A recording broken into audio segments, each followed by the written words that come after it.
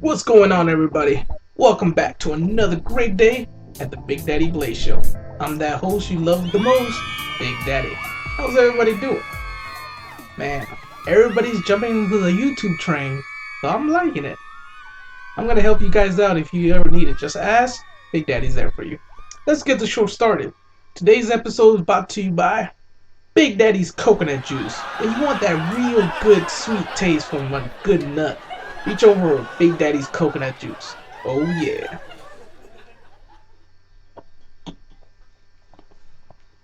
So what's going on in the world? Well, I didn't get tipped because of my lifestyle. That's one thing. I'm not talking about me. I'm talking about this chick. Her name is Jess Jones, a 20-year-old former Marine waitress that was stiffed recently by a group of 8 people in one party. Now, the reason I'm bringing this up because it's kind of messed up the situation. I don't agree with everybody's lifestyle, but I'm still not going to deny somebody their earnings.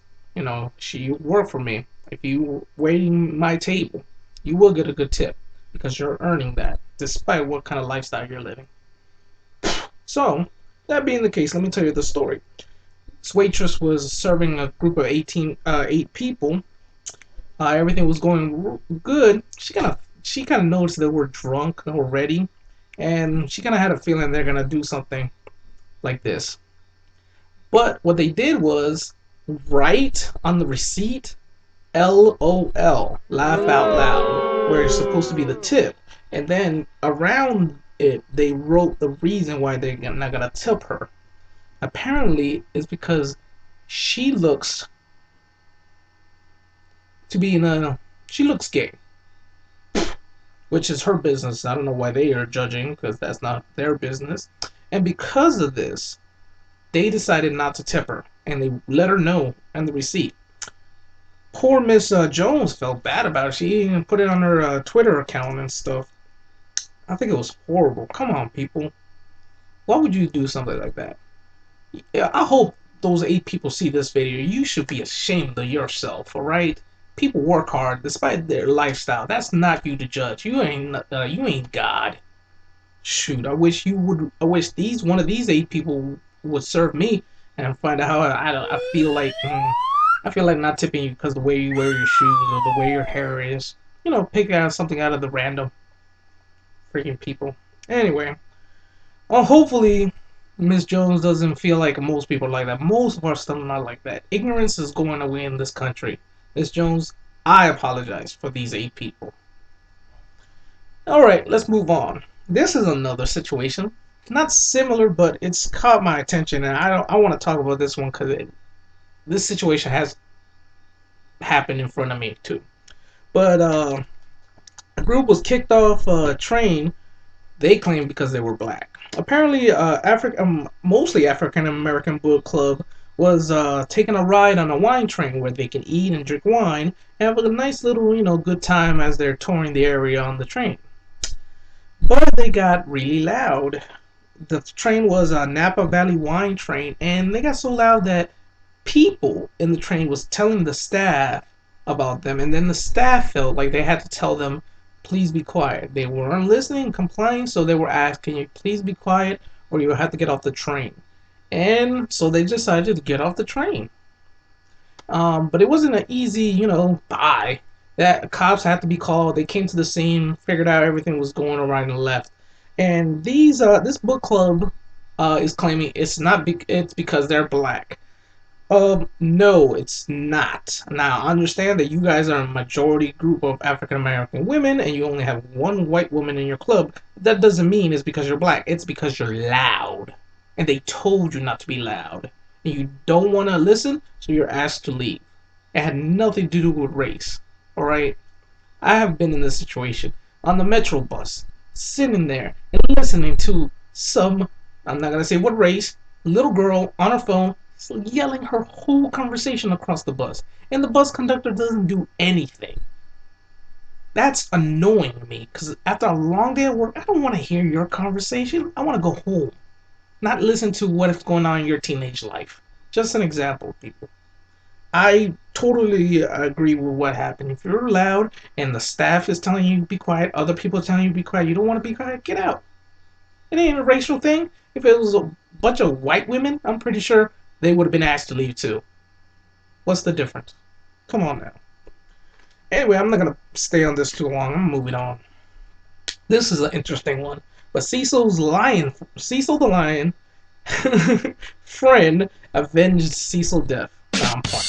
But it's an interesting story what happened. In the same park, the same safari park, where Cecil the Lion was, lived and was taken out of and then killed. A safari guide was leading a tour and was mauled by another lion. Poor guy. He did his best to defend the crew. He's a professional 4-year-old man that's been giving tour guides to the safari for years. Although tour people were safe, thank heaven, and poor guy was sent to the hospital right after. Now, mind you, this is not a hungry lion. This lion did not eat the guy. He just attacked him. Why? You ever get around a lion, you'll find out why you don't do that. Anyway, poor guy, great guy. I feel sorry for his death. He passed away in the hospital the following day. So, yeah. What else is going on? Oh, okay. Moving on, making light of the situation. Here comes the joke of the day. So, the joke today is, so I was asked, what do I want? What does Big Daddy want for Christmas? I thought about it. And so I replied, you know what I want? I want Santa's list of naughty girls. Oh yeah. Alright, next subject. Less lethal weapons are being experimented by cops. And this is a good thing. Alright? We're now giving police officers a choice of pulling out a lethal weapon or less than lethal weapon. We can't call it non-lethal because depending on what kind of person you're dealing with, it might actually do a lot of harm. Like tasers. Tasers are not lethal weapons, but if a person who's under a lot of drugs or somebody who's very elderly or somebody with a bad heart condition gets hit by a taser, it might be a fatal incident. So they don't call it non-lethal weapons, they call it less than lethal weapons. But that's a good thing, okay? It gives them a choice. Now, 20 cities in the United States and 20 police departments are experimenting with these guns. They're pretty cool, huge bullets. And at the end, they're not made of metal, and they actually just get bigger upon impact, and they hurt. They bring people down. What is a good choice, though? Now look at the situation. I'm a cop, and I have my partner. Partner feels we're in a dangerous situation, or it might be, he starts reaching for his lethal gun. Me, on the other hand, I have the choice, because he's going to watch my back, to pull out the non-lethal gun and tell the person, don't move. Now, if this individual with a less than lethal weapon, if this individual actually pulls out a gun, well, I have my lethal weapon partner next to me who's going to control the situation. If he doesn't, though, we still need to control the individual. So what happens? He gets up and cooperates, nobody gets shot. He gets up and charges me, but I don't see a weapon on him. I'm going to use the less than lethal weapon and bring him down. Those things hit you, you're going down. Believe me. And then the other option that hopefully most people won't take if they're dealing with a police officer, they get up and they start running away. Well, we don't want to shoot them in the back. That's horrible. But what we can do is use the less than lethal weapons to bring them down. One shot in the back, that guy's going down. So I think it's a great thing. We will have less casualties, and police will still be able to do their job, control the situation. I think we should push more for this, but that's just me. Now, moving on. This little article that I read and really blew my mind because for years I thought this was true, but 8 glasses a day is a lie. Apparently, I mean, you guys all know. Growing up, they always say drink 8 glasses of water a day, like 32 ounces when you think about it. A day, you should be healthy. No, that's not true. This is an old myth that started around 1940, And there's no evidence, has never been any evidence that shows that 8 glasses a day is a good or healthy thing or will keep you healthy or anything like that.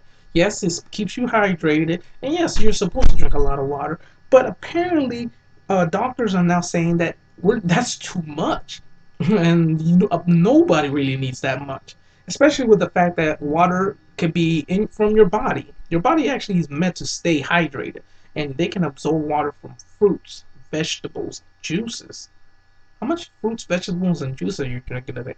Not to say that you should only drink juice, and not saying that you can substitute water with soda. No, that's horrible. But you don't have to drink as much, and you can still stay healthy. All right. So think about that. The doctor says actually, because I was watching a video about it and reading the article, the doctor said that you cannot tell anybody. There's no average drinking water for a person because it all depends on how old the person is, the age the person is, the climate they live in. Is it a cold environment, hot and humid, desert like? It's all different kinds of factors that determine how much water a person needs a per day. So his recommendation: drink when you're thirsty. Make sure you're eating a good balanced diet of fruits and vegetables, juices, and all the things. But drink water, definitely, especially if you feel thirsty. If you feel thirsty, drink water. You cannot deny the fact, and neither does he, that water is the best choice of a liquid to drink. If you're going to drink something, water is the healthiest choice. But that doesn't mean you have to drink 8 glasses like they used to say. Think about it. Moving on. Oh, this is an interesting one. Not really interesting, but it caught my attention because of the simple fact that the negatives outweigh the pros. But the prices of oil per barrel is going down a lot, like a good 70% drop recently. I mean, in the last few years, that is a lot. If you compare the prices of oil that's going to be versus what happened during our recent recession, we're talking about major drop in price. And this is a good thing if you're an SUV driver. Prices are going to go down. They say on the average it's going to be $2.60 a gallon. Sure, I haven't seen those kind of prices since I was a child. And I see my mother, and looking at the signs when my mother used to fill up her little Honda. I can't wait for that price. Oh yeah. But that's the pros. Now the cons is kind of bad because apparently a lot of people are gonna lose their jobs because of it. I'm not gonna go into details how the cause and effect of oil prices is gonna make people lose jobs. You can look that up yourself, but it is gonna happen. A lot of people will lose their job. And another bad thing about having such a low oil price is it stops the innovation of finding alternative means for energy.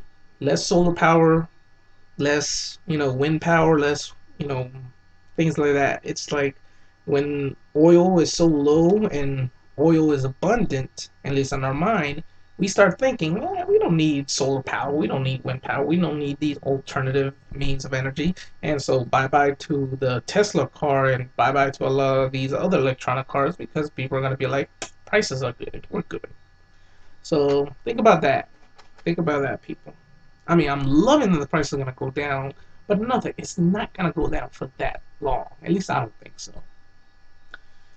So moving on, that's pretty much wrapping up the show. And I just want to mention these little two things real quick. I got some. I got a met up with a cool guy.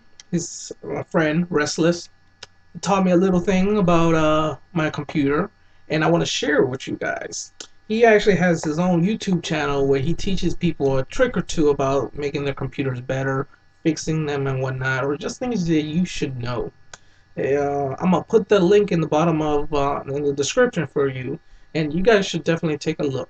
All right, especially if you use uTorrent. I know a lot of you guys still use uTorrent, and he can make you a master of that by watching his videos. I'm pretty sure if you put comments, if you put on questions on his comments, he will reply. So I'm recommending him. And the last little site I'm going to recommend is my two beautiful young nieces are starting their own YouTube channel. And I think that's great. Alright, good luck, guys. But I'm going to put their link in the bottom too. And feel free, guys, to take a look at their site. And if you like it, give a like. If not, give a like anyway. But yeah, they're trying to do their thing, and I saw the videos. They're kind of cute, you know, the little children doing this. But give it a try. You guys might like it. All right, guys. Now I'm gonna end with the quote of the day. Today's quote is gonna be, "Whoever's sorry, you got a little messed up. Whoever is happy will make others happy." With that said, my friends, I catch you guys later.